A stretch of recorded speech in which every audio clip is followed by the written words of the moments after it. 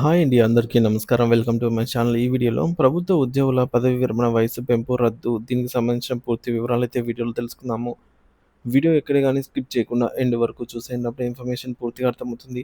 అలాగే వీడియో చూస్తున్న ప్రతి ఒక్కరు వీడియోకైతే లైక్ చేయండి ఫ్రెండ్స్. ఈ వీడియోని తోటి ఉద్యోగ, పెన్షన్ మిత్రులతో అయితే షేర్ చేయండి. కొత్తగా మన ఛానల్ చూస్తున్నవారు ఇంకెవరైనా సబ్స్క్రైబ్ చేసుకోకుంటే వెంటనే మన ఛానల్‌ని సబ్స్క్రైబ్ చేసుకోండి. దీని ద్వారా నేను చేసే లేటెస్ట్ వీడియోస్ అన్నీ మీ వరకు రీచ్ అవుతాయి. ఇక ఆలస్యం చేయకుండా వివరాల్లోకైతే వెళ్ళిపోదాము. ఫ్రెండ్స్ ఇక విషయానికొచ్చినట్లయితే తెలంగాణ ప్రభుత్వ ఉద్యోగుల పదవీ విరమణ వయసు పెంపు అంశం మరోసారి తీవ్ర చర్చనీయాంశంగా మారింది. రాష్ట్రంలో ఎదుర్కొంటున్నటువంటి తీవ్ర ఆర్థిక సంక్షోభం నేపథ్యంలో తక్షణ ఆర్థిక భారాన్ని తగ్గించుకునేందుకు ప్రభుత్వం ఈ దిశగా అడుగులు వేస్తున్నట్టుగా బలంగా సంకేతాలు వెలువడుతున్నాయి. ఈ నిర్ణయం వెనుక ఉన్నటువంటి కారణాలు, ఉద్యోగుల స్పందన, ప్రభుత్వం ముందున్న సవాళ్లు లోతుగా అయితే తెలుసుకుందాము. వయసు పెంపు ప్రతిపాదనకు దారితీసిన కారణాలు ప్రస్తుతం తెలంగాణ ప్రభుత్వ ఉద్యోగులకు సంబంధించిన పలు ఆర్థిక ప్రయోజనాలను అందించడంలో తీవ్ర జాప్యం జరుగుతోంది. ముఖ్యంగా భారీగా పెండింగ్‌లో ఉన్నటువంటి రిటైర్మెంట్ ప్రయోజనాలు, పదవీ విరమణ పొందిన ఉద్యోగులకు చెల్లించాల్సిన గ్రాట్యుటీ, కమ్యుటేషన్, లీవ్ ఎన్‌క్యాష్‌మెంట్ వంటి ప్రయోజనాలు సుమారుగా 9,000 కోట్లకు పైగా పేరుకుపోయి ఉన్నాయి.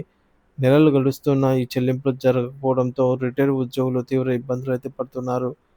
కొందరు న్యాయస్థానాలను ఆశ్రయించి ఉపశమనం పొందుతూ ఉన్నా అందరికీ అది సాధ్యపడటం లేదు.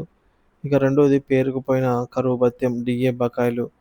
గత ప్రభుత్వం 2 డీఏలను పెండింగ్‌లో పెట్టగా, ప్రస్తుత ప్రభుత్వం అధికారంలోకి వచ్చి ఏడాదిన్నర గడిచినా మరో 4 డీఏలు బకాయి పడ్డాయి. సో, ఈ 6 డీఏల బకాయిల మొత్తం అమౌంటు పెను భారంగా మారింది. ఇకపోతే మూడోది ప్రతి నెల రిటైర్మెంట్లు. ప్రతి నెల వందల సంఖ్యలో ఉద్యోగులు రిటైర్మెంట్ పొందుతూ ఉన్నారనమాట. సో, వారి రిటైర్మెంట్ ప్రయోజనాల కోసం నిధులు కేటాయించడం ప్రభుత్వానికి తలకు మించినటువంటి భారం. ఈ ఆర్థిక సంక్షోభాన్ని తాత్కాలికంగా అయినా అధిగమించేందుకు పదవీ విరమణలను వాయిదా వేయడమే ఏకైక మార్గమని భావిస్తున్నటువంటి ప్రభుత్వం అని తెలుస్తుంది. సో, ప్రస్తుతం ప్రభుత్వం కసరత్తు మరియు ఐఏఎస్ కమిటీ సిఫార్సులు. ఉద్యోగుల సమస్యల పరిష్కారానికి ఉప ముఖ్యమంత్రి బట్టి విక్రమార్క నేతృత్వంలో మంత్రి ఉపసంఘం ఏర్పడినా అది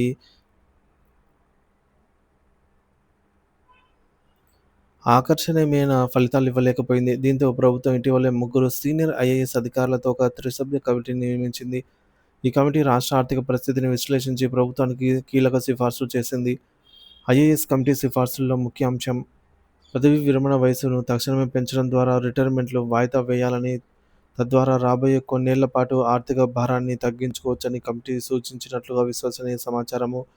తొలుత ఒక సంవత్సరం 61 సంవత్సరాల నుంచి 62 ఏళ్లకు పెంచాలని ప్రతిపాదించినట్టు తెలిసింది. కొత్త అనుభవాలు మరియు ఆహ్, ప్రస్తుత తులనాత్మక విశ్లేషణ 2021లో అప్పటి కేసీఆర్ ప్రభుత్వం ఉద్యోగుల పదవీ విరమణ వయసును 58 ఏళ్ల నుంచి 61 ఏళ్లకు పెంచింది. అనుభవజ్ఞులైన ఉద్యోగుల సేవలను వినియోగించుకోవడం అని అధికారికంగా చెప్పినప్పటికీ, కానీ అసలు కారణం నాటి ఆర్థిక ఇబ్బందులనైతే విశ్లేషకులు భావిస్తూ ఉన్నారు. ప్రభుత్వం ప్రస్తుతం ఇతర విభాగాల్లో ఇప్పటికే వయసు పెంపు అమలు చేసింది. విశ్వవిద్యాలయాల ప్రొఫెసర్లు లేదా లెక్చరర్లు 60 ఏళ్ల నుంచి 65 ఏళ్లకు పెంచారు. ఈ మేరకు అంగన్వాడీ టీచర్లు 60 నుంచి 65 ఏళ్లకు పెంచారు. ఈ నేపథ్యంలో ప్రభుత్వ ఉద్యోగులు కూడా దశల వారీగా 65 ఏళ్ల నుంచి ఈ మేరకు పెంచే ఆలోచనలో ప్రభుత్వం ఉందా అనే చర్చ జరుగుతోంది. ప్రస్తుతం ప్రభుత్వం ముందున్న మార్గాలు. మొదటిది తాత్కాలిక ఉపశమనం. రెండవది దీర్ఘకాల వ్యూహం. సో, ముఖ్యంగా తాత్కాలిక ఉపశమనం అంటే ఒక ఏడాది లోపు పెంపు గనక చూసుకున్నట్లయితే వయస్సును 62 ఏళ్లకు పెంచడం వల్ల ప్రభుత్వానికి ఒక ఏడాది పాటుగా ఊరట లభిస్తుంది. అయితే ఏడాది తర్వాత మళ్ళీ అదే సమయంలో పునరావృతం అవుతుంది. రాష్ట్ర ఆర్థిక పరిస్థితి అప్పటికి మెరుగుపడుతుందన్న గ్యారంటీ లేదు. ఇక రెండవది దీర్ఘకాలిక వ్యూహం. 3-4 ఏళ్ల పెంపు. వయస్సును ఒకేసారి 64 లేదా 65 ఏళ్లకు పెంచడం. ఈ ఈ మేరకు ప్రభుత్వానికి 3-4 డిఏలను 3-4 ఏళ్ల పాటు ఆర్థిక భారం తప్పుతుంది. ఈ సమయంలో ఆర్థిక వ్యవస్థను గాడిలో పెట్టేందుకు సమయం దొరుకుతుంది. కేబినెట్ సమావేశంలో ఈ 2 ప్రత్యామ్నాయాలపై చర్చించి తుది నిర్ణయం తీసుకునే అవకాశం ఉంది. ఉద్యోగులు మరియు నిరుద్యోగుల స్పందన. పదవీ విరమణ కాలంలో ఉన్నటువంటి ఉద్యోగులు చాలామంది ఉద్యోగులు 61 ఏళ్లకే శారీరకంగా, మానసికంగా అలసిపోయి ఉంటారు. ముఖ్యంగా పోలీస్, అలాగే ఫైర్, ఫారెస్ట్ వంటి యూనిఫార్మ్ సర్వీసుల్లో ఉన్నవారు మరియు ఏళ్ల తరబడి పని చేయకుండా పోయినా సుఖంగా లేరని అయితే తెలుస్తుంది. సో, పదవీ విరమణ చేసి ప్రశాంతంగా గడుపుదాం అనుకునే వారికి ఈ నిర్ణయం నిరాశ కలిగిస్తుంది. నిరుద్యోగులు పదవీ విరమణ వయస్సు పెంపు వల్ల కొంతమంది ఉద్యోగుల నియామకాలు మరింత ఆలస్యం అవుతాయనైతే తమ అవకాశాలు దెబ్బతింటాయని నిరుద్యోగ యువతకు ఆందోళన వ్యక్తం చేస్తోంది.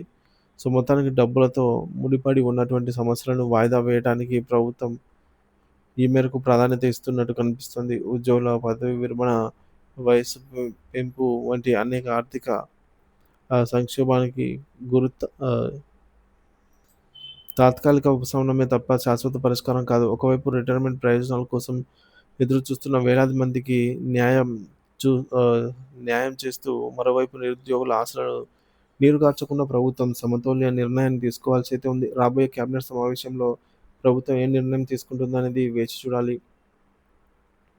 సో ఫ్రెండ్స్, దీనికి సంబంధించి కొంతమంది మిత్రులు కామెంట్ ద్వారా వారి అభిప్రాయం తెలియజేశారు. ఇవన్నీ మీరు స్క్రీన్ పైన అయితే చూడొచ్చు.